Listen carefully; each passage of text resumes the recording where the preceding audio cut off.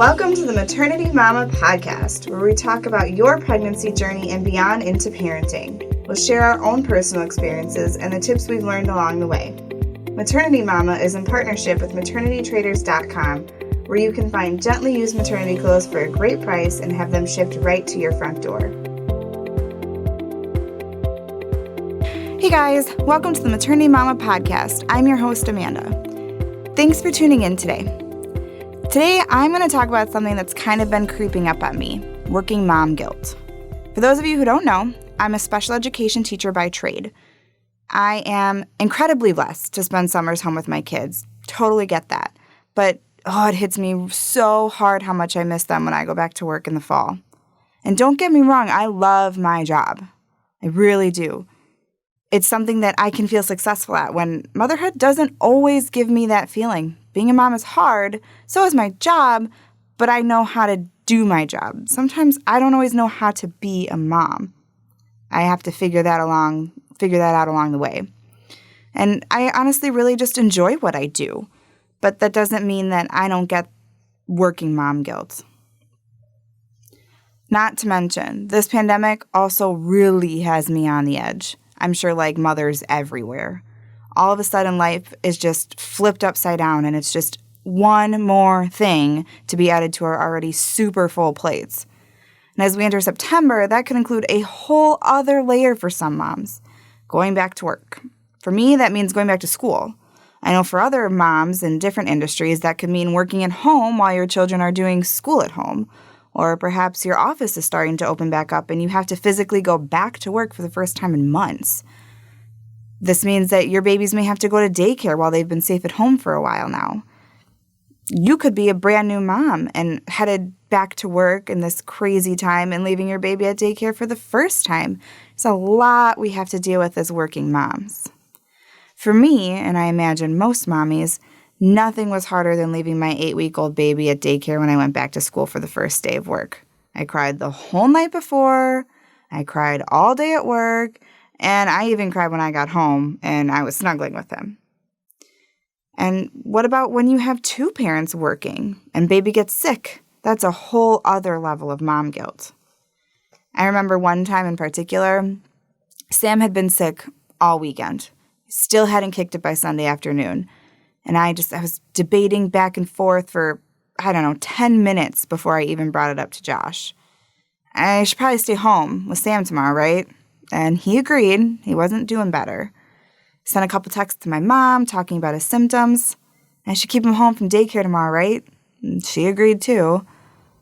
And it's not that I don't trust my instincts as a mother. I knew the best thing for him would be another day of snuggles and drinking Pedialyte at home with me. But I also had work responsibilities I had to think about. And my child comes first, absolutely. But my job is important, and it's important to me. So I try to balance being a mom and being a professional. Enter working mom guilt. Like I said, I'm super blessed as a teacher to be able to stay home with him in the summers and for breaks. But it kills me every Sunday night thinking about leaving him for the next day of work. The working mom guilt is so real. In my job, lesson plans and IEPs take time away from working with my baby. But my baby takes time away from the perfect lesson plans and IEPs that I used to be able to produce. I don't know if anyone's found the perfect balance of being a working professional mom. So, that Sunday afternoon, I spent time writing sub-plans and letting my team know that I'd have to stay home. Josh snuggled with Sam. I apologized to my team over and over, who, of course, are all moms and totally get it. But when I woke up the next morning and it was my job to snuggle with my sick baby, I didn't feel sorry. I knew it was exactly where I needed to be. And that's the thing about mom guilt. We put it on ourselves, even though we know we are doing what's best for our babies and our family. So I wanted to share 5 ways to help overcome mom guilt. I'm still working on these. I am totally still a work in progress, but I think it's something every working mom struggles with at some point. So I'm hoping these ideas will help you like they're helping me. Number 1, put the phone down and be present. I think I've talked about this before because it's huge for me. Social media is a constant presence in our life. It's on our phone, which we have with us 100% of the time, I think. For me, I have to physically put my phone in another room so that I can sit and focus on what I'm doing with my kids or my husband. I have to just keep it out of sight, out of mind kind of thing. Because if it's there, I'm just like instinctively reaching for it. And it doesn't help me, I'm sitting here scrolling through Facebook and my 2-year-old's asking to play whatever, and I'm half playing and half scrolling on Facebook and I'm 100% stressed. But, if I take 20 minutes of putting my phone down and playing, on the floor with him or snuggling with the baby and focusing on him, then I feel much better about that. I might be missing what's going on the news, but I am present and my kids know that I'm present with them. And that is more important to me especially when I'm, away from them from 8 to 9 hours a day. And that I think is most important.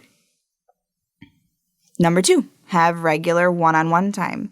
So this is something we started to implement for both my husband and I. So we pick, a day or a time, and it doesn't have to be a long time. It started out as 20, 30 minutes at a pop because, we have other responsibilities at home too when you're not working, of course.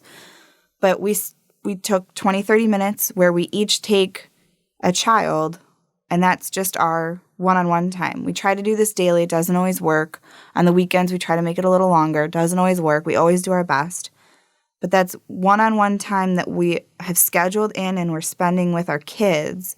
And that helps a ton too. Because when, you're a working mom, you come home, you got to get dinner done. You got to get laundry made. You got to do all these other things.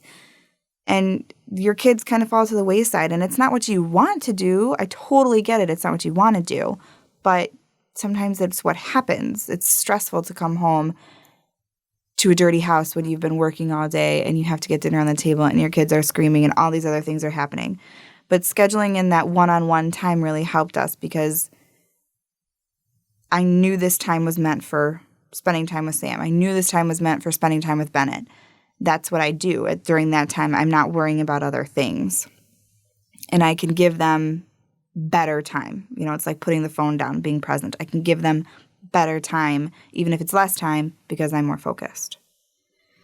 Number 3, this one is so huge for me. It goes back to the phone. It goes back to social media. Stop the comparison game. The moms you see on Instagram with their perfect hair and their perfect makeup and their perfect house and their perfect babies with matching clothes and no spit up everywhere is a snapshot in time that they planned. I plan for those snapshots in time too. That's how we get nice family photos. It's the only way, right? We plan for that. But it's so hard when you see these Instagram perfect moms or seemingly perfect moms that have those photos all the time. But that's their job. That is their job to present this image that people look towards. And it's not something bad that you maybe don't want to strive for or whatever, but you also have to understand the realistic side of things. That's their job. That's their working mom guilt. They have other issues that they're dealing with too, just like I have other issues and other people, whatever, right? So stopping the comparison game, and it's really hard to do when you're scrolling through and you see all these super clean, beautiful houses and mine's a hot mess and I have spit up on my shirt and my baby has spit up in his hair and whatever. But trying to just take a second, take a step back and think about the reality of things. Could you clean up a corner of your house and put on clean clothes and take a really cute photo with yourself right now within like 5 minutes? Probably. I could probably do that. And that's maybe what they did because they also have kids who are screaming in the background and dinner that has to get on the table. Everyone's in a different boat no matter what it looks like on social media. Number 4, this one sounds a little counterintuitive. Take care of yourself. And I know as moms we hear this all the time, but it matters even when you're talking about a working mom. And I know it feels like you're just taking more time away from your family, but if you're not taking care of yourself and if you're not spending time on things that make you feel like a human, like a person, an individual person, you're not going to be able to give your family the best of yourself. Maybe that means getting your hair cut or a pedicure. Maybe that means going for a run or doing yoga. Maybe that means spending 20 minutes meditating. I'm not sure what that means for you. For me, it means getting my hair cut. For me, it means going for a run. For me, it means taking really long showers every other day, or every day, whatever, without children banging on the door. Giving yourself some time just to be you, just to be Amanda, just to be an individual person is huge, and it's going to fill up those batteries so that you can give back to your family during those times that you've scheduled, during that one-on-one time, during dinner, whatever. So you're not taking hours, and maybe you are. Maybe for you that could mean taking a vacation with your girlfriends every few months, whatever. But making sure you give yourself some time so that you can be an individual, so you can come back and you can best serve your family and best love your family. And finally, this one is, I don't know, the hardest. Number 5, just give yourself some grace. You are doing the best you can. Every mom does. You love your kids. You love your husband. You love your job. All of these things are okay. All of these things are great. You are being a mom the best way you can. I mentioned earlier that being a mom doesn't always feel great for me sometimes. I don't always get the satisfaction of feeling successful as a mom the way I do with my job, because motherhood is really, really hard. And there's no college for motherhood. There's no book that tells me what I should be doing and how I can do it correctly in the best way. So you have to give yourself some grace because you're figuring it out. Every kid is different. So even if, it seems like somebody else has it figured out, they probably have different issues they're figuring out. Give yourself some grace. Understand that it's okay to feel the way you're feeling, especially as a working mom. You're gone 8 to 9 hours a day, maybe more, and then you're coming home and things are a mess, and that's okay. You just got to figure it out. Take a step at a time and take some deep breaths and remind yourself you're doing the best you can, and you love those kids, and they know that. And giving yourself some grace will allow for that.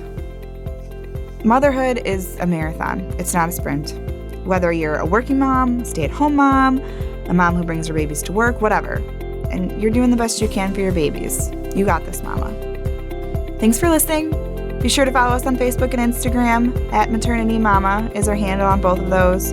You can also click subscribe to get notified when our new podcasts are up, wherever you listen to podcasts.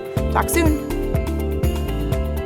Thanks for listening to the Maternity Momma podcast. Be sure to listen in every week and click the follow button wherever you listen to podcasts.